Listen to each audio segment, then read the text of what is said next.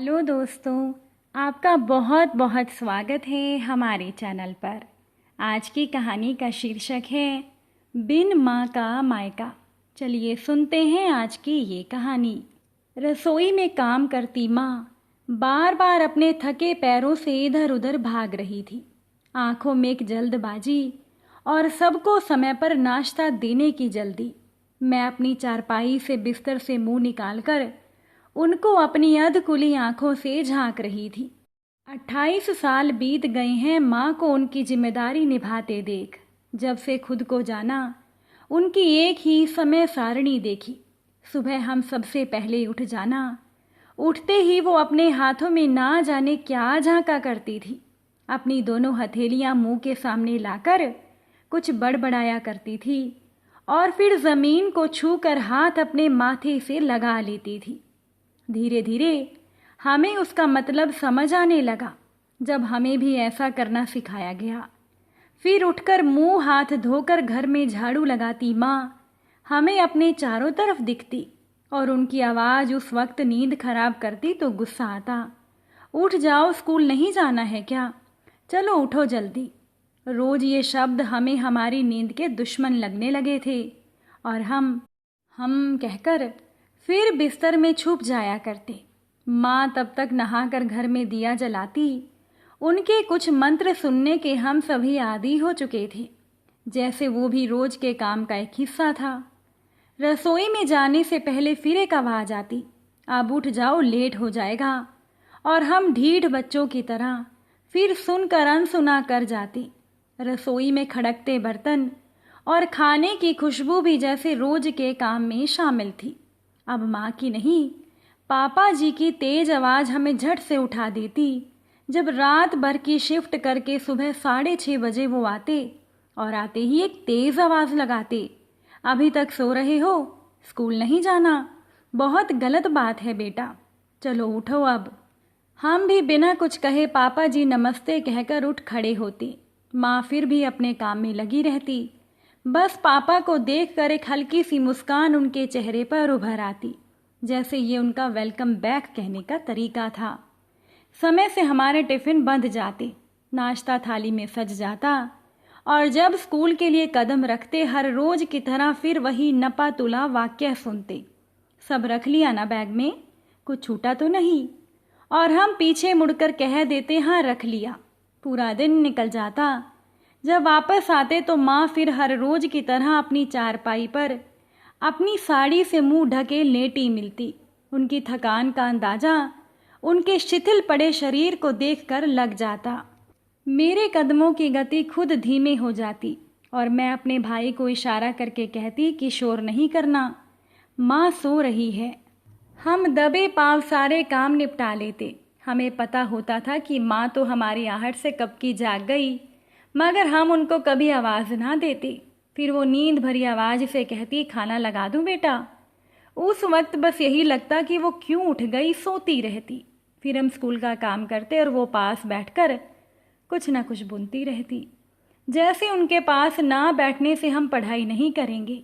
हमारा काम ख़त्म होता और उनका काम शुरू। पढ़ते पढ़ते जैसे ही 4 बजते वो फिर रसोई में जा पहुंचती चाय बनाने। चाय का काम ख़त्म ना होता कि रात का खाना बनाना शुरू। बीच बीच में इधर उधर के काम निपटाती माँ कभी ना थकने वाली मशीन लगती।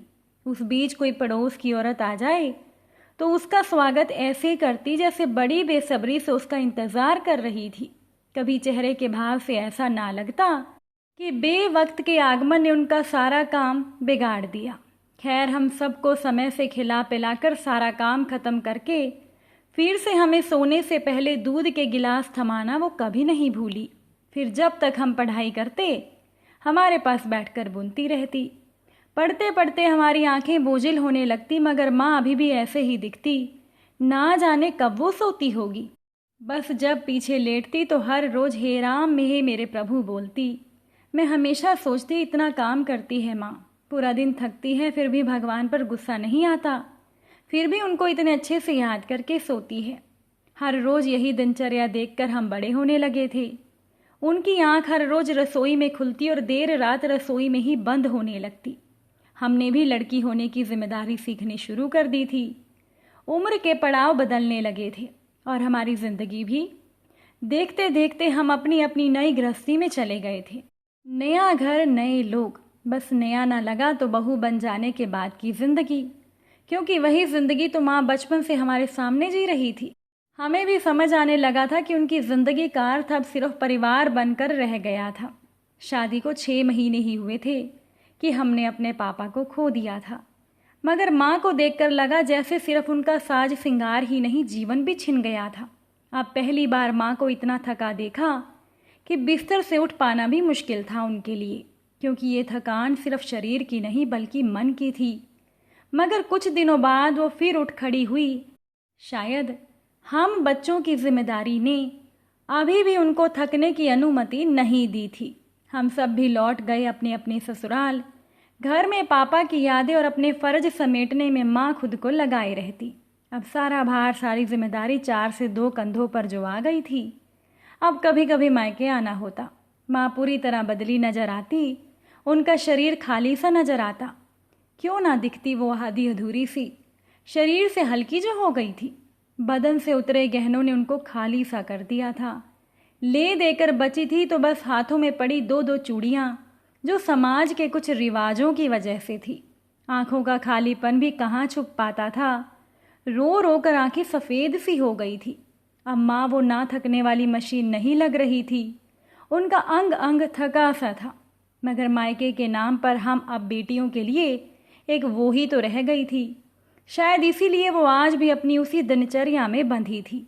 हंस भी रही थी, काम भी कर रही थी, मगर खुद में ही खोए रहने की उनकी नई बीमारी ने उनके अकेलेपन को छुपने ना दिया। हम भी आते, कुछ दिन माँ के साथ रहते और चले जाते। हम तो चले जाते अपने भरे पूरे परिवार में, मगर माँ फिर वही खाली 4 दीवारों के बीच रह जाती। जाते हुए जब भी पलट कर देखा, उनकी आंखें हमेशा बोलती नजर आईं। चेहरे पर विदा करने वाली औपचारिक मुस्कान होती, मगर आंखें कहती कि रुक जाओ, मत जाओ, मैं अकेली रह जाऊंगी, मेरा मन नहीं लगता। मगर सब कुछ सुनने और समझने के बाद भी हम निर्दयी बनकर लौट आते अपनी दुनिया में। माँ का अकेलापन किसी से नहीं छुपा था। भाई अपने काम पर जाता और माँ घर के काम में लगी रहती। काम भी कितना बढ़ता दिन में। कभी कुछ समय के लिए तो काम को ख़त्म ही होना होता, तो बस फिर उनकी बिछड़ी यादें आती साथ देने। ले बेटा चाय। माँ मेरे सामने खड़ी थी, स्टील के गिलास में चाय लिए, जैसे पिछले 15 दिन से हर रोज़ मुझे देती है दिन की पहली चाय बिस्तर पर। मैं कब से बिखरी सी पड़ी थी माँ की ज़िंदगी के इन पन्नों में, मगर उनकी इस स्नेह भरी आवाज़ ने मुझे फिर से समेट कर वही निर्दयी बेटी बना दिया था, जो उनकी हालात, उनका ये अकेलापन देख कर भी कुछ दिन बाद उनके रो रो कर याद करने को अपनी यादें छोड़कर चली जाएगी। मुझे घृणा हो रही थी खुद से कि क्यों आते हैं हम कुछ दिन के लिए उनकी सारी आदतें बदल देने, क्यों कुछ दिन उनका अकेलापन ख़त्म करने, जबकि वो उसकी आदी हो चुकी हैं। क्यों उनको रुलाने चले आते हैं हम। कुछ दिन में उनकी सारी आदतें बदल देते हैं, चुप रहने की, अकेले में रोने की। सोचते सोचते कब मेरी आंखों ने बरसना शुरू कर दिया, जब अचानक मेरे दिल ने माँ के बिना इस घर की कल्पना की। क्या होगा जब माँ भी नहीं होगी?